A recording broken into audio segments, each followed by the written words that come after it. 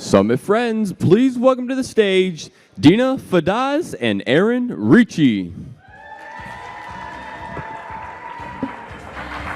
Okay. What a gorgeous group. How's everybody feeling? All right, to our thousands of friends joining virtually, I will let you know that folks had so much fun at Night Out last night that my entire hallway was just a row of do not disturb. So, well, money doesn't buy happiness. What? How is it that only folks with a lot of money tend to be the ones saying money doesn't buy happiness? Because we sure know that the absence of money, the absence of financial health and well-being creates a lot of churn and stress and unhappiness. So we are gathered here today to assert ourselves as a community and what we deserve when it comes to financial health and well-being. Who's ready to spill the tea on LGBTQ plus financial health and well-being? Super. Now, my dear friend Aaron here is about to introduce us, but I also wanted to say, Aaron, I'm so sorry you didn't get the money green memo. I know, I should have. Some of us did, but with great pleasure, I'm Dina Fadaz. With great pleasure, I'm Dina Fadaz. I'm Dina Fadaz, and with great pleasure, I will now turn to Aaron. Yeah. Good morning, everyone. My name is Aaron Ricci. My pronouns are he, him. Thank you all for being here. We really appreciate the turnout and everybody that's online for this really important topic. And Dina, thank you so much for partnering with us on the LGBTQ plus health and financial study that we're doing. And thank you for partnering for being here today with me. My absolute we have a great lineup for you. Dean and I were commenting backstage the amazing talent that we've got back there in an amazing room of folks that are going to share some insights on spilling the tea on LGBTQ plus financial health. Talking about money and credit's not always comfortable. A lot of people don't like to do it. We certainly don't do it enough in the queer community. And so it's really important for us to start having those conversations, find ways for us to be able to break those barriers and to be able to really educate this community.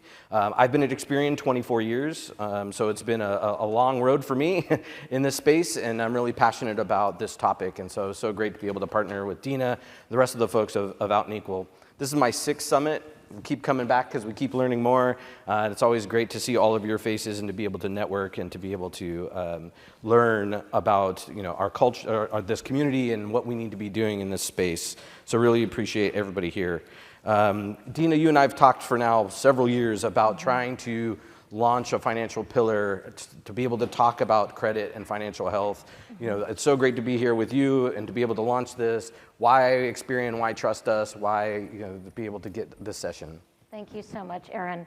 I truly could not name a more thoughtful, committed team than the Experian team, with great, great gratitude for you all and how you've dug deep. You've said we're consumer focused, and our consumers include the LGBTQ plus and allied community. Mm-hmm. And when you and I were chatting, I was telling Aaron, gosh, 2 years ago maybe, one of the most hotly debated moment in an LGBTQ plus leadership session that I was participating in was around questions of, if it meant a promotion, if it meant more money, would you relocate and potentially tamp down or go back in the closet? Now, why was this so hotly debated? Because for some people in the room, it meant coming out as having great financial insecurity in their background. And we sometimes think, oh, we're all gathered here today. If you're a VP at this banking and financial service company, or you're a VP, well, that must be the great equalizer. But it's not. We all arrive at our careers, our sense of empowerment in the world from different places. And so for some LGBTQ plus folks, they're going, hey, being fully myself is a luxury sometimes. And when you've lived sort of either paycheck to paycheck or had great financial instability in your background, it affects everything. It affects all of your career choices. And so we first started talking, we said, oh my gosh, so many of our folks are still living in the closet. And on top of that, when you layer what we know about money, as you said, it can be uncomfortable. It can be uncomfortable to talk about. And at the same time, we have to crack this conversation open. our community, the playing field is not level for our community. Who remembers this acronym, DINK? Anybody remember that? Hands are up for our virtual friends. Dual income, no kids.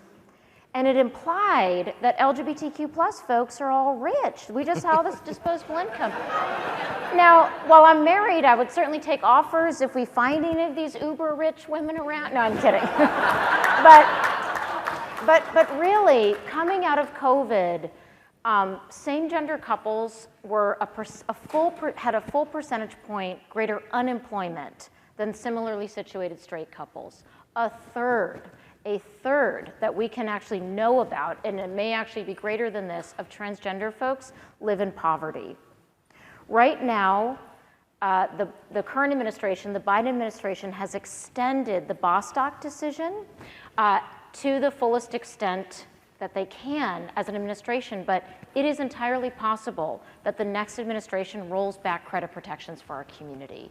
And so the way that Experian dug deep and said we have to meet our LGBTQ folks where they are is why we've really enjoyed this partnership and been so grateful for this, because like I said, man, money doesn't buy you happiness, but the absence of it, the absence of financial health, absolutely affects your well-being.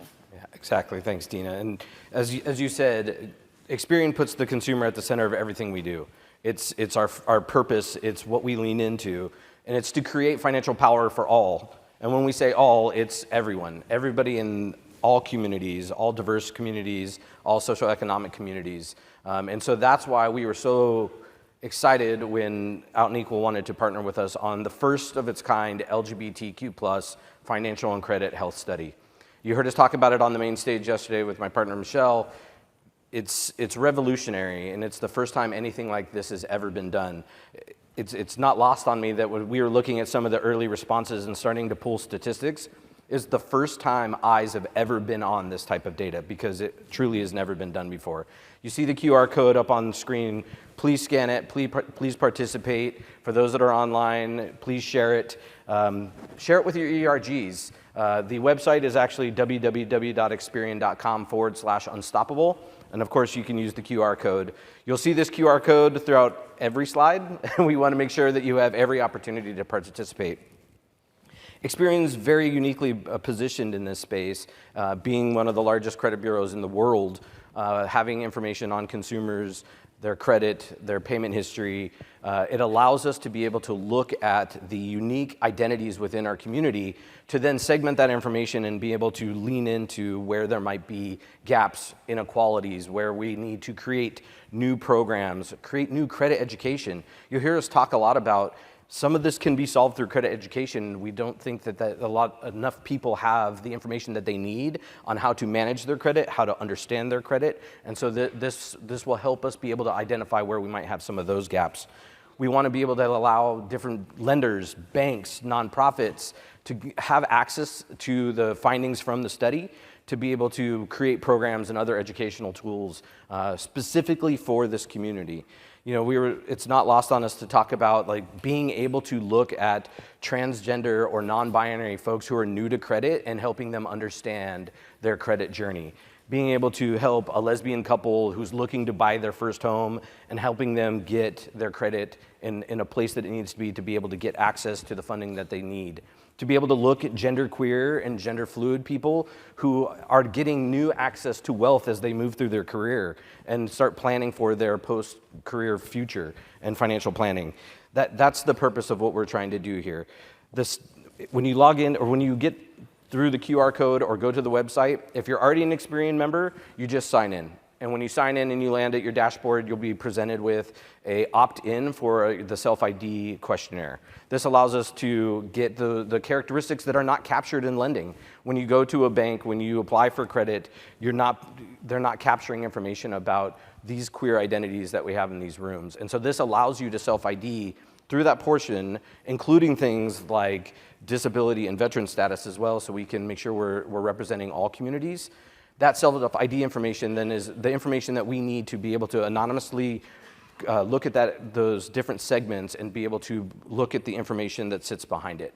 This is not something that we're selling people's information. This is not something we're trying to market. This is really to aggregate information and to be able to identify where we might have those gaps. We kicked off just recently in July. We've had some really good responses so far.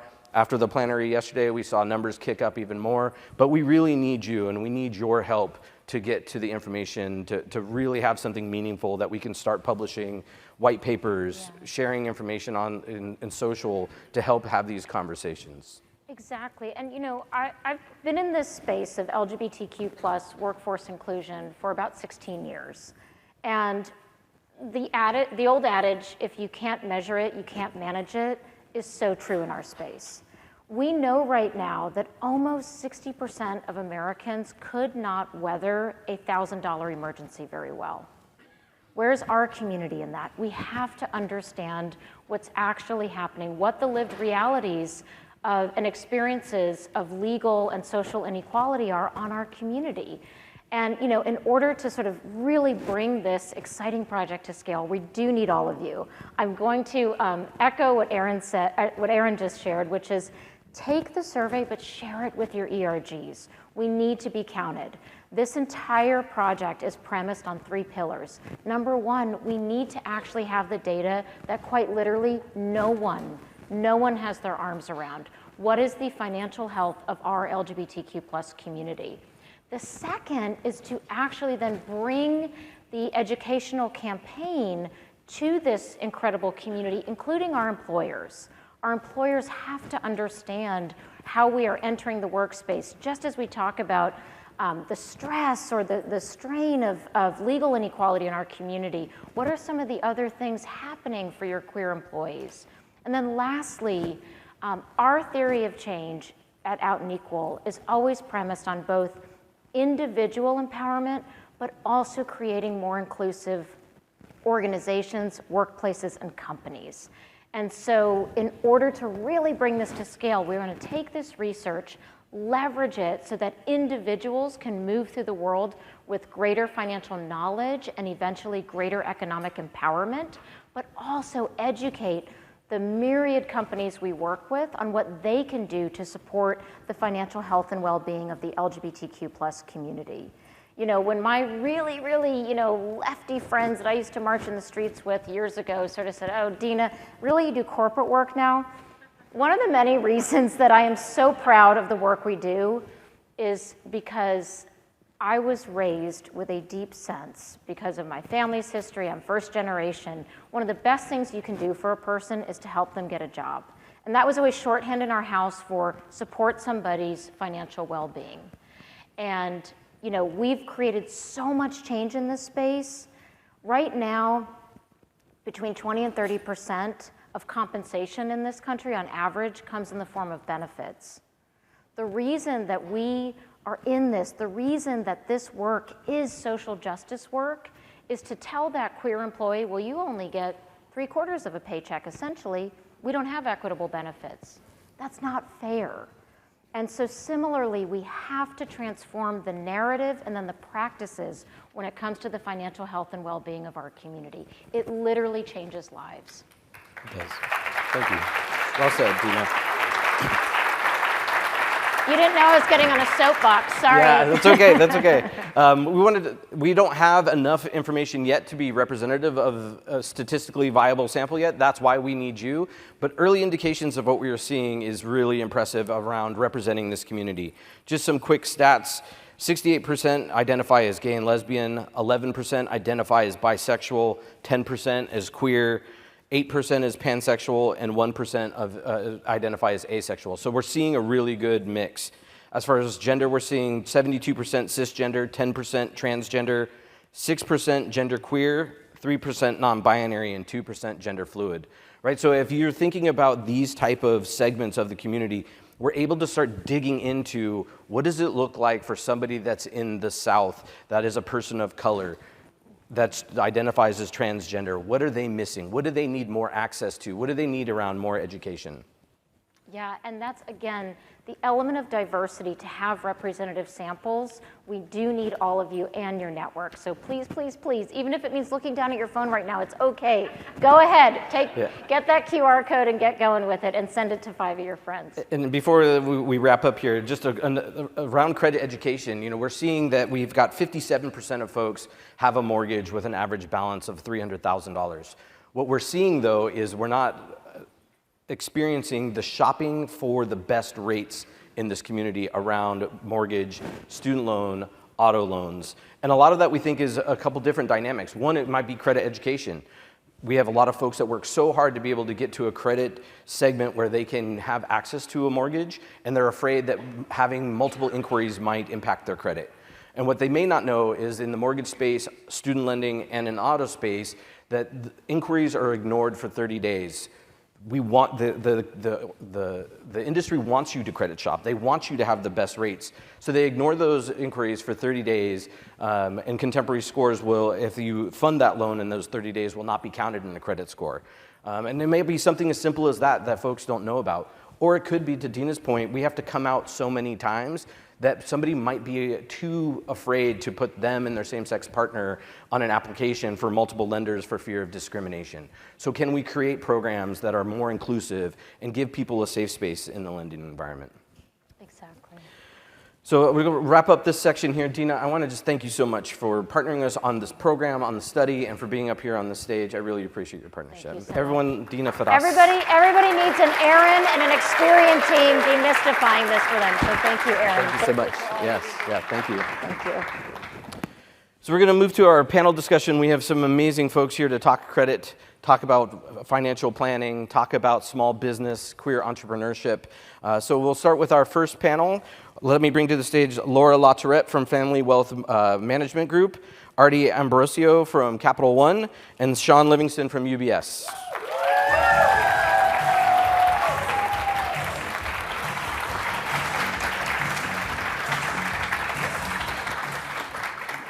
Super excited to have you all here. Thank you. Thank you for agreeing to be part of the panel. Thank you for the insights that you're going to share with this. Why don't we start with some introductions? If you could tell us who you are, the company that you represent, what you do, and then maybe tell us about your first experience with credit and money. Well, great. Thanks for having me. I'm Laura LaTourette, and I'm the founder of Family Wealth Management Group. We are a boutique family firm, and I'm a certified financial planner for about 20 years. I have what's called a lifestyle practice. So I live on a farm in a log house and have llamas and chickens and dogs, and I work around my schedule. So I work with a lot of people who are self-made and learning how to preserve wealth or create wealth or retire. And I started this practice back in 1993. And in 1998, I moved up to the mountains in North Georgia, and people thought I was crazy because I'm an out lesbian, and they said they're going to kill you there. And I said, well, you know, let them get to know us. And we had 2 kids in school, and introduced my wife as their stepmother, so we blew them away for a while. But, you know, they just had to expect that we are good people. We have a family, and we raise the kids. We're very proud of them. One was a varsity football player, and the other one was a valedictorian. So they really couldn't, you know, tell us we were bad parents and people, even though some of them tried. So I work with a lot of people that, you know, they know I'm out, and I work with a lot of gay, lesbian community there, as well as around the nationally. Because now that there's COVID, we can do Zoom, and so we work a lot in the national arena too. Sean? Yep. Hi, everyone. My name's Sean Livingston. I'm a managing director at UBS. I run a wealth management practice called Vallis Advisors, and we focus on tech, healthcare, and venture founders, and kind of cover the full spectrum of wealth management, from investments to estate planning, banking, borrowing money. I started my career in wealth management about 20 years ago. I know, hard to believe. I've worked in San Francisco my entire career. And my husband and I have 2 kids, a 5-year-old and a 2-year-old. I grew up in Los Angeles, and I didn't really ever think that I would work in finance. I grew up as a ballet dancer and a absolute ham and singer, theater person. My parents were artists. My dad worked in the entertainment industry. And the question about what shaped or maybe got me into finance is very much kind of where I started. Working in the entertainment industry, my dad, it was kind of like feast or famine. It would either be, really good earning or like nothing. And that was definitely one of the elements that led me to be curious about, financial planning and financial stability, because there wasn't always financial stability. I was born gay, and I came. Thank you.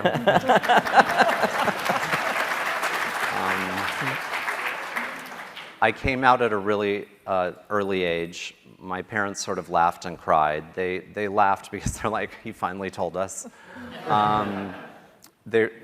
I realized I was very privileged to sort of grow up in that environment because there was a lot of support.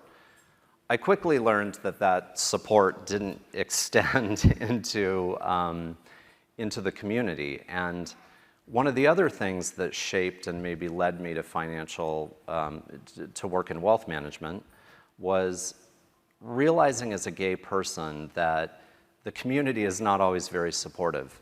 And I didn't know much about finance, and not thinking that I could be myself or be supported by the community, and finance is very intimidating. So then it becomes even more daunting of how am I going to get like a real job, and can I be gay and get a real job? And there's a lot of impediments, I think, to the LGBT community when it comes to finance, and we're going to go through some of that. But growing up the way I did, I think led me to be very curious about financial planning and financial stability, and when I transitioned away from arts, maybe that's why I'm still in the role. Thank you. Artie? Thanks. Hi, I'm Artie Ambrosio. I use he, him pronouns. I am a vice president in my day job at Capital One, where I lead some of our risk management practice. And then my gay job is I'm proudly the ERG leader for the firm, steering and guiding LGBTQIA+ issues. I, as a child, was not an athlete, was not kind of one to go out and get messy and dirty in the mud, but I loved playing bank. My aunt was a bank teller. So if you imagine growing up where you could slide your window in front of your house and slip the little teller slip underneath the screen and have your customer out there, this was the constant game I loved playing with my family and friends. Sadly enough, I never always got to be the teller as much as I wanted to be. And I think very similarly to Sean's background, I grew up in a small business family where we were in a manufacturing and custom furniture company, so I definitely experienced the concept of, wow, we're getting to go on really nice vacations this year, or wow, we are sitting at home in the backyard. And that feast or famine kind of mentality, I very early on joined another leading bank at 18 years old as a call center representative and realized, okay, I could make money. There's a lot of queer people here. I don't know if I'm queer yet, but I don't want to make sure I'm too queer that I can't get to the higher levels and one day, as Dina said, be the SINK, the single income, no kid executive at a bank. So that journey, I think, has twisted and turned a little bit from New York City to Florida and then now to Virginia, where our corporate headquarters are, and has really given me the ability to have great partners like Experian, working with our credit bureau services, as well as really analyzing issues about how we get diversity and inclusion of money into places of our community as well. Capital One's moniker is Changing Banking for Good, and I've been there 5 years, and I feel as though that conversations like this elevate and start and regenerate different discussions of where we can support our community and be out there driving change. So surveys and getting awareness, to do another plug for the work that our partners are doing here, is just amazing. So let's give them a round of applause for all that. Thanks, Artie. Let's stay with you for a bit. One of the stats that we pulled out of the early information that we have is that this community is carrying about 4.9, on average, 4.9 credit cards, and the average balance is double what we see in the national average. Can you talk about how you think about that, and also talk about some of the unique needs around this community and access to credit? Yeah, great. I would love to. I think about this often. The socioeconomical pressures of being queer and having money and keeping up and doing that at the right time when your earning potential, your income, and your aspirations for how you're experiencing your queer life is very challenging. I think the stat reflects that. The buying power within the queer community, they estimated $3.7 trillion on an annualized basis. So it's been referred to as the pink dollar. It's been referred to as the ability to, drive and steer brands. And I think that very often happens in, kind of if you look at that 20 to 30 tranche, if you're in college or coming out. I think the generational divide is also very different. I'm, pulling back to when I was 20 years old. It was about, can I put this vodka soda on my credit card in an open bar tab? And I'm not going to worry about the interest payment on it. Like, the $8 drink became a $48 drink, but that's okay. I had a really good time. And I think it's having those educational conversations early about the use of credit, the appropriate use of credit, and also realizing that you may not be able to acquire all of those, widgets or toys or experiences right now. There's also a lot to be said for, the earning potential for the queer community, and I think that is a laddering over time. We're very privileged sitting in this room at this conference from many major institutions, and many of us have been on a starting career journey or we're in our mid-career journey, and I think it's looking up and finding the right tools from leading industry experts and also getting access to information is very important. Get out there, use the free tools available to you. To do a plug, Experian has an amazing credit tracking tool. Capital One as well has a product called CreditWise that is free that provides insights for you to do self-monitoring and self-governance around stats just like Aaron provided. It's important to know your numbers. We're a community of looking at our debt to income ratio, looking at how many balances are you carrying, are you paying off? Those are the important parts about what I would say is the fierceness of our queer money, but also making sure that we're properly managing for it. Thanks, Artie. Laura, let's talk more about money and how to have access to credit and how to use credit to give you your own power. Some of the information that we've seen is that in the queer community, 40% hold a loan or lease for an automobile with an average balance of $6,500. I think a lot of people may gasp at that. Maybe people are sitting there saying, is that good or bad? Can you talk about how you can use credit to your advantage? Oh, sure. We talk about that a lot when we are doing financial planning. You have to look at the foundation of wealth, and that would be, you're going to need to have some money in savings. You're going to need to spend some money and hopefully be charitable and give it away. So when we look at that, when I think about debt, there is good reason to have debt sometimes. You're starting a business or you're buying a house or buying a car. I had a client recently say that their grandfather told them they had to save cash to buy a car. And, so they had like $40,000 in cash. And I was like, to buy a car? No, we don't want to buy a car with cash, When you can leverage someone else's money, no, we want to do something else with that money. So I think sometimes we think that credit is bad or debt is bad, and I don't think that. I think one of the problems we have with money is we, learn money stories when we're children, and we carry shame and guilt with us. And so, sometimes we have to get through those money stories and understand, what were the good lessons to keep with us, but what are the lessons that we can, kind of let go of. So, and the other problem is too, when you're raised with no money, then all of a sudden, you get into a consumption kind of spending issue. So, there's a lot of good reasons to use credit, maybe not so much to have high credit cards that we try to have, work Just on. Capital One debt cards. strategy with credit cards.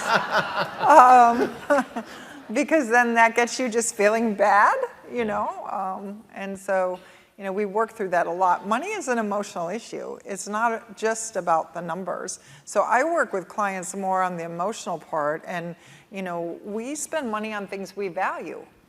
And so sometimes we're unconscious about it, so we need to track it. I agree with you. Try to understand what are you spending your money on, and then try to not have those credit cards way out for long periods of time, and bring them back in so that you can preserve the wealth, so that you can sustain it for a longer period of time, till you get older and you don't want to work. Right?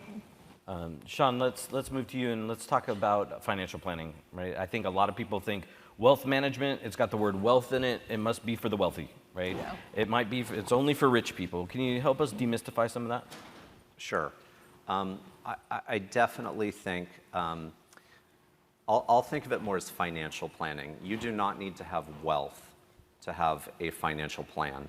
And whether you have $50,000 or $50 million, I will tell you I've seen both of those families, and I am astonished at how few people have a budget. A lot of us don't want to put a budget together because then we have to track our spending, and that's scary. But even I would say especially the $50 million client, people don't put together like, what is my income and what are my expenses? And if you really go through the full list of expenses, people are often really shocked at how much they're spending, and they often learn that they're spending more than they're actually making. So then you're dipping into your finances or investments. And another stat that I share with clients, and the wealthier ones, the more wealth you have, they're even more shocked about this. But when you get to retirement and you've saved your nest egg, let's just say you've saved $1 million. Has anybody heard of the 4% principle? Mm-hmm. Clients are often shocked to hear that you can spend about 4% of that nest egg without dipping into principal. So that's $40,000 a year. Oftentimes people are spending a lot more than that. There's still some income sources, maybe Social Security, but if you're spending more than 4%, you're going to start to erode principal. And then if we go into a market downturn, you might be in a lot of trouble. That principal keeps eroding and your spending power goes down. So believe it or not, even with some of the clients that they have a liquidity event, they have a lot of money, we start with that budget. We start with simple questions like, what are your goals? Some of our clients want to spend all of their money. A lot of clients want to spend very modestly and leave it all to charity, but you got to start with goals and you've got to start with a budget. And I don't think you need to be wealthy to do that. It's just creating habits. Yeah. We are people who, are created by our habits. And so if you start even saving $25 a month, I did that with my kids when they were very young. I did not come from money or a family that was stable. So I had to learn, how to do it. And I just did $25 a month in, some college funding for them. But every month, because I was a single mom for a while, it made me feel so good because I did it. And then the better you feel, the more confident you get, then you get motivated to do it again, and you just increase it a little bit at a time. So, you have to be patient with yourself and kind with yourself and get started. Just get started. The other cycle I've always used as a forcing mechanism is every time my finance person at work asks me to do my work budget, I go back in and look at my personal budget. And it's, oh, okay, are they making me look at travel and entertainment? Oh, okay, that's always very off. But, are there elements to which, like the corporate cycles that we all work in, could be good mnemonic devices to have us also do that self-inflection in our own personal finances? Yeah. And with the rise and the fall of the recession and the economies and whatever that outlook may look like, I think it's also, those tidbits you learn at work, I've also used into my own self-planning, because Great I'm tip. not at the level at which to have Well, and you one of these find out- illustrious individuals yet, but Yeah, you find out where you spend it. You know, Yeah. where do I splurge? And like, you know, when I travel, I splurge. So then I learn, okay, I bring cash. Yeah. You know, so you just kind of, you know, try to monitor and manage your behavior. But sometimes you just let it go. I mean, and that you have to. summer of fun. Why You not? have Just let to. it go. Yeah. I love it. I love it. When I just want to add one more thing, because when we talk about a financial plan, that's sort of like the budget and money side, but especially for the LGBT community, think about your estate plan. It's another word that people are like, well, I don't have an estate. don't have well, enough money. yes, you do. And you know, I'll just use California as an example. If you have assets greater than $250,000, you have an estate. If you layer in kids to that, get a revocable trust. The state has intestacy laws that will govern how your assets should be distributed. But I think there's probably a lot of LGBTQ folks out there who don't want the state telling them where their money should go. And a lot of the LGBT community doesn't have the perfect relationship with their family and don't want their family member to be their child's guardian if there's if the worst thing happens. And Yeah. Thanks for that, Sean. In the couple minutes that we have before we have to wrap up, you mentioned the community and the needs to have more services, more education for this community. Can you just quickly talk about what your organization, I mean, Laura, you already talked about, you know, you're kind of grassroots, you're already there in the community, but maybe Artie or Sean, like where, you know, your organizations are doing around helping this community in finances. So at Capital One, we're really proud to have a physical presence through our Capital One cafes. These are financial centers of not only just a coffee shop, if you've visited one before, but also resources for primary banking needs, but we also a place in which where financial education is important and for the community. And we serve the broad range of our community interests for that. The other place, I think, is marrying kind of, as I mentioned, my day job and my gay job of how our out front community, which is our BRG, is investing in organizations such as Smile and others, which assists or at least start minority as well as unhoused individuals start that journey. And doing those two activities and kind of bringing together some of the financial literacy aspects and also our involvement in junior achievement and others, I feel confident that we're reaching part of our community, but I think we could always be doing more, and that's a little bit of the drive. Sure. Sean, we got about 30 seconds. Go ahead. yeah, in 30 seconds, UBS is the largest wealth management firm in the world. We definitely do the full suite of finances. I'm going to take my 30 seconds and talk about my gay job. I'm the co-chair of Pride, and I sit on the firm's DEI Council for the Americas. I think we should all talk about our firms in what we're doing for the gay community, because that's why clients in the LGBT community are going to pick to work with our firms, because we all work at great firms, but highlight the things that you're doing at your company that meet the LGBT community where they are. And that's where I would say I'm especially proud to work at UBS. But this is why we're all here, and this is why we're at our conference. We're making our companies better for the LGBT community. And I will tell you, when it comes to wealth management, the majority of LGBT clients, in my experience, want to work with LGBT advisors. And that's why we all need to link arms. I love meeting other LGBT advisors. I've referred business to other LGBT advisors. We all need to work together. And I also just want to do another shout out to Experian, because this survey is unbelievable. We need data like this other than the headline stats. So Yeah, thank you. Thank you all for sharing your insights. Thank you for being here with us. Please connect if you have questions. Connect with these amazing folks. They have so much insight to be able to share. Thank you all for participating. Thank you. Thanks, guys. Yeah, thanks, Artie. Yeah, thanks. So we're going to bring on our next panels. Do we have any small business owners here? Any entrepreneurs that want to talk about queer money and how that impacts growing your business? Let me bring to the stage Carmen Perez from Much Budgeting, Braxton Fleming from Stealth Brothers, and Raul Freire from JP Morgan Chase.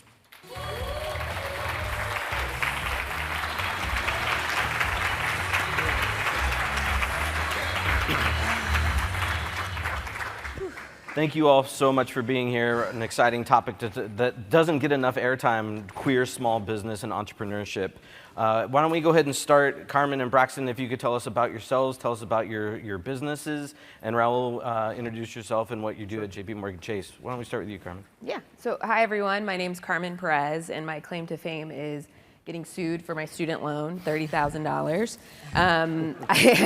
I paid off $57,000 of debt in 2 years and 9 months after getting sued. And because of that, I started my company called Much. And Much is a social budgeting application that helps people pay off their debt faster by giving them an easy to follow spending plan. So we had a former person up on talking about budgeting. So we help you craft a budget where you don't have to think about it. And we also connect you with community so you feel less isolated on your financial journey, which is something that was very helpful for me in order to pay off my debt. Thanks, Carmen. Braxton? Well, my name is Braxton Fleming, and I am a transgender man, and I created a business called Stealth Bros & Co., where we create luxury DOP kits and Sharps containers for travel and at-home personal needs.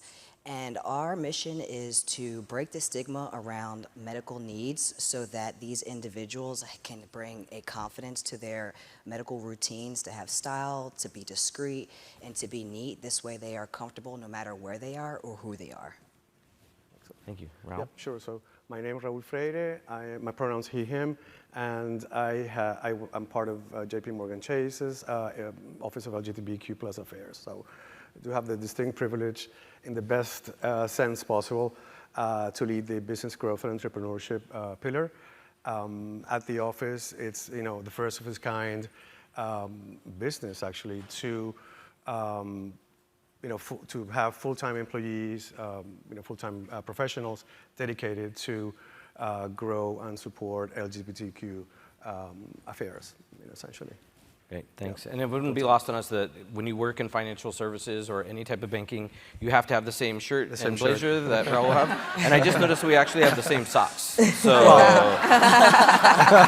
that's how you know we're working in the same industry.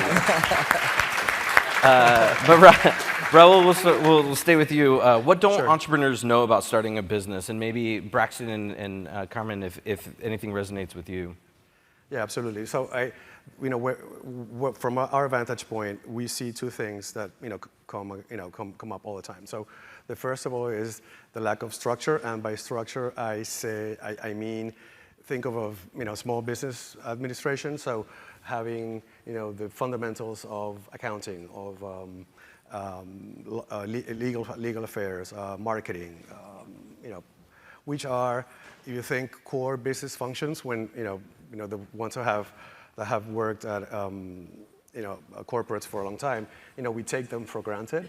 These are not necessarily competencies that small businesses have, and not because they don't want to, but sometimes they're just more focused on working on their dream, which is essentially having that product or service launch off the ground. So we see that as the one thing.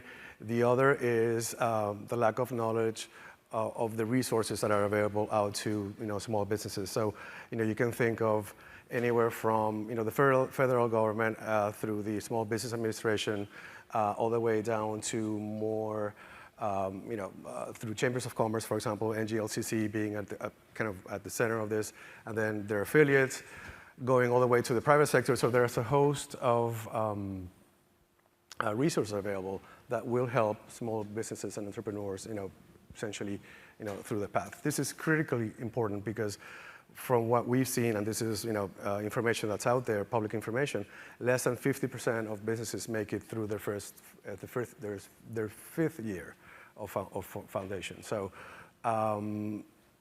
not all the time, it's pretty much, not all the time it's a focus of them, but it's critically important for them to get them through kind of that, taken to the next step, I'd say.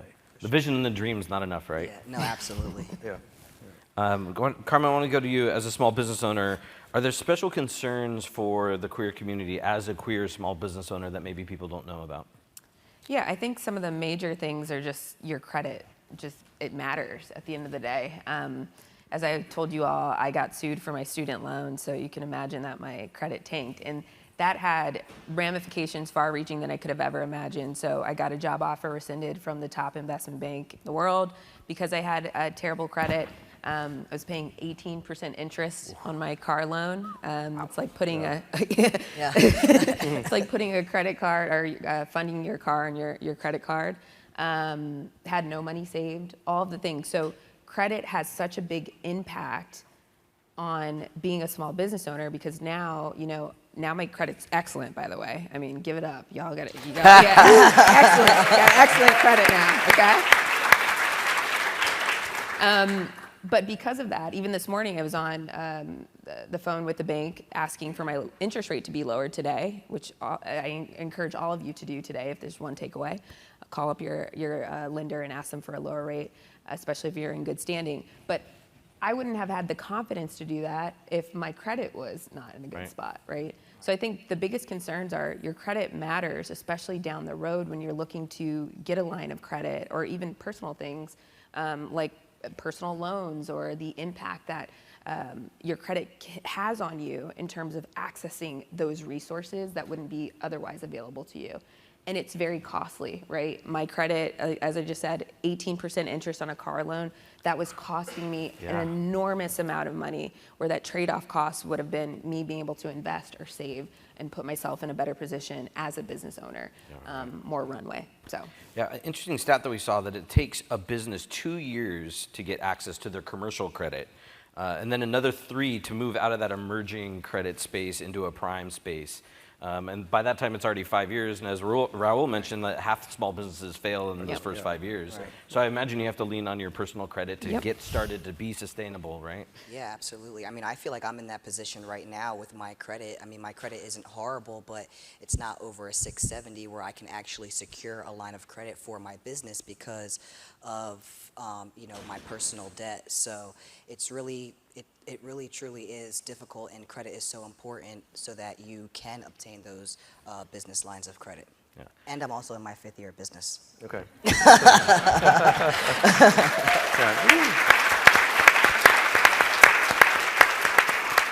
Braxton, we'll stay with you. I'll try not to fangirl out too much. Yeah. That's I'm a huge Shark Tank fan. I'm here for it. Your episode on Shark Tank, please YouTube it, check it out. It's really special. Awesome. But what was it that helped you really connect with the sharks? I think you're the first transgender person ever to get funding on Shark Tank. Yes, that's talk very about true. that. Yes, that's very true.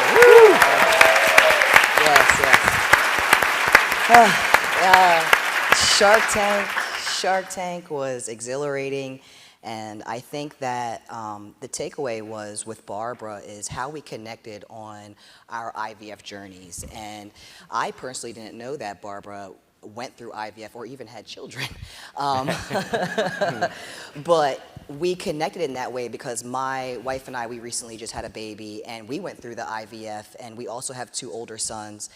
And holding that medication, and you have to take those shots every day at the same exact time, and people are busy, they have things to do, and she was literally cutting out her book and putting the needles inside in order for her to just mask it so that people wouldn't know what she was going through. But that's like what Stealth Bros is all about, is breaking that stigmatization around injectable needs so that people do feel more comfortable carrying around their injectable medications. But I think that's where Barbara and Mark said, you know what, yes, this business was built on the foundation of transgender individuals, but you serve so many underrepresented communities, and we really need to break the stigma for diabetics, for children with anaphylactic disorders. There's, the list goes on. So I think that's how they made a connection with me, and it's been an amazing ride ever since. Yeah, it's fantastic. Yeah, thank you.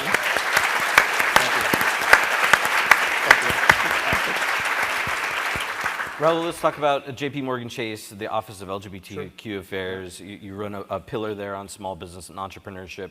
Can you talk a little bit about what you all are doing to help small businesses start up and survive? Sure, absolutely, yeah. So, in the pillar we have a few work streams. One of them, precisely on capacity building and skilling businesses. So, at the core of that, we do have a partnership with NGLCC, which is the National Gay and Lesbian Chamber of Commerce at a national level. So we have 2 programs there. One of them, we would provide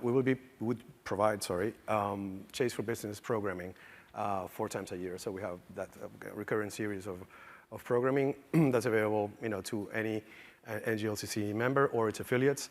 And then the other part is that we have a certification reimbursement program. So I haven't talked about certifications, but we are endorsing that part very strongly, which is really about LGBTQ BEs, so the LGBTQ Business Enterprise Certification. And then we will be covering the cost of certification for the first time certifiers, I guess. So that's one. If we double click to that, we are taking that same effort into the market. So we started with San Francisco earlier on, and we're going in market just to keep driving that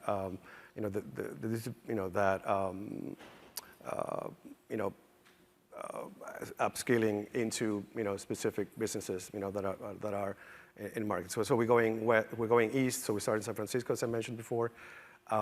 We went to Seattle after, going to Chicago, and then kind of driving east. Not necessarily that that's going to be always the case, but that's our starting point. So with that, we're also creating spaces for our bankers to meet the community, which is also critically important. So and then this happens at any segment. So we do have bankers that cover startups. We have on the tech space.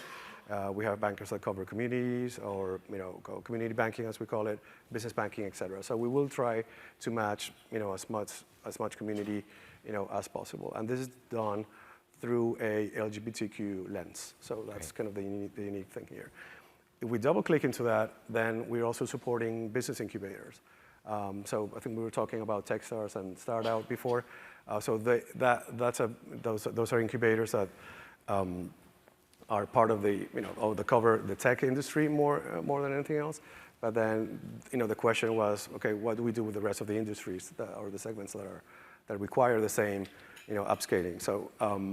So we're covering two. So we're going to be supporting 2 incubators this year in the U.S. and 1 in Switzerland, which is also unique, because then that means that we have the opportunity to take our work not only here not to do it here in the U.S., but also take it outside of the U.S., leveraging our global footprint, which is great. Yeah. Great. I mean, resources are so important, right? Yeah, no, for sure, 100%. Just a stat from our quarterly summer trends commercial report. 38% of credit applications are coming from new businesses, right? So trying to get that level of funding. We talked a little bit about that. What are some of the challenges that entrepreneurs are facing in getting that access to funding? Carmen, you talked a little bit already about having to lean on your consumer credit first, but there's different programs. Is it education? What are some of the gaps that are out there? I think the biggest thing is just funding in general, especially for marginalized groups. Right. Historically, I know the stat off the top of my head, Black women in the U.S. for venture funding receive less than 2%. Wow. And within the most recent news, there is a fund that is predominantly, targeting Black-owned businesses, women-owned businesses, called the Fearless Fund, you may have seen the news or heard about it, where now there's, with the more recent laws and things going into place, there's kind of an attack on that fund that could have ramifications throughout for any targeted VC funds coming down the pipeline for a wide array of groups. And they're just starting with this particular fund. So it's really just access to funding, but then secondary, it's access to credit. Right. And access to knowledge to know that these things are available for you, because I think that's where the big breakdown is that people don't realize that there's options like NGLCC or different minority business of commerce that can really point you in the right direction so that you can obtain these things. Yeah. Yeah. I know, Raul, we've talked about like the non-conventional and conventional ways to get funding, right? Yeah, correct. Families and friends versus trying to find. Yeah, traditionally, in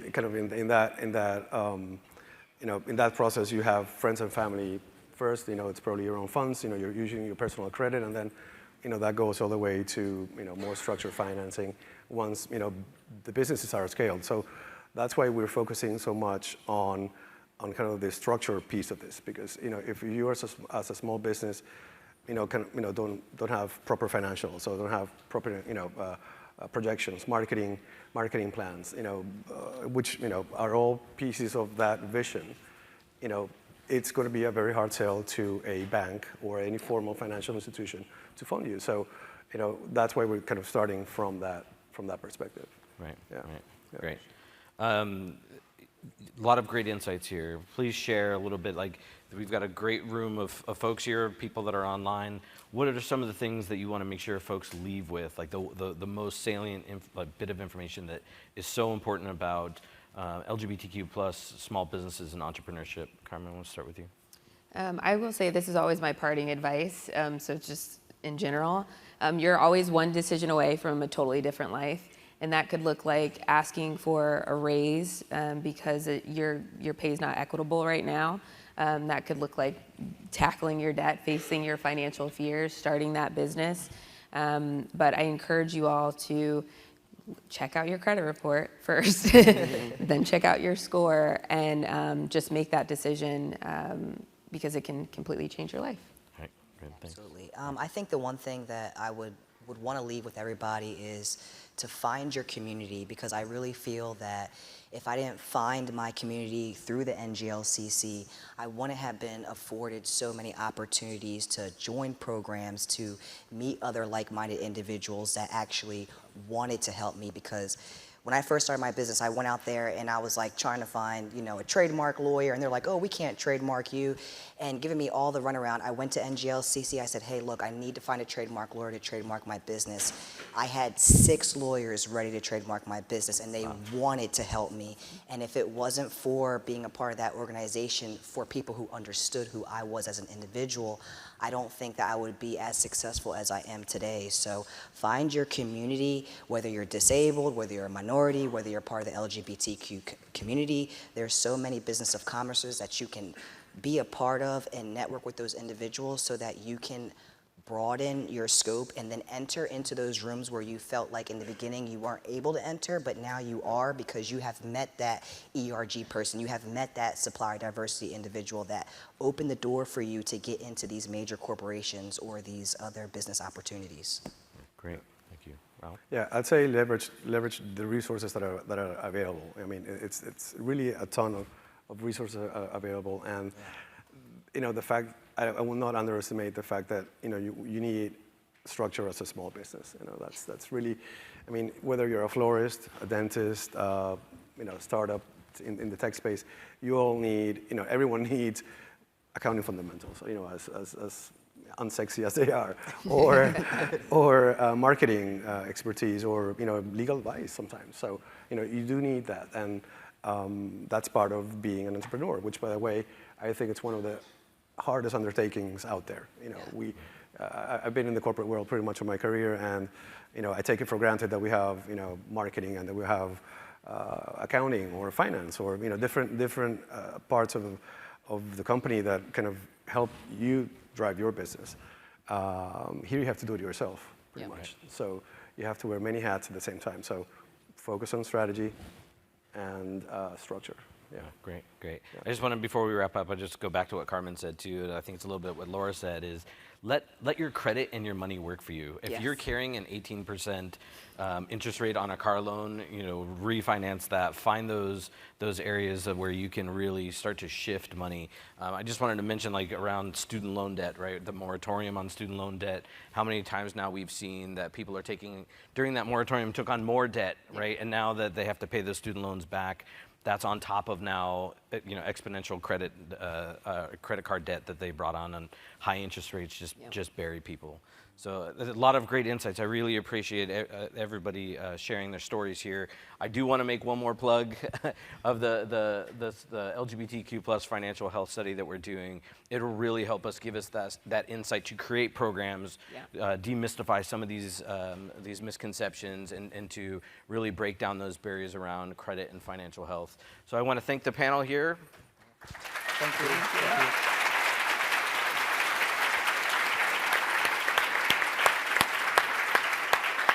And again, just one last time, I want to thank the folks at Out and Equal and Dina Fiedas for being able to help us partner together, and all of you for being here today and sharing in this conversation. So thank you very much. Thank you. Thank you. Thanks.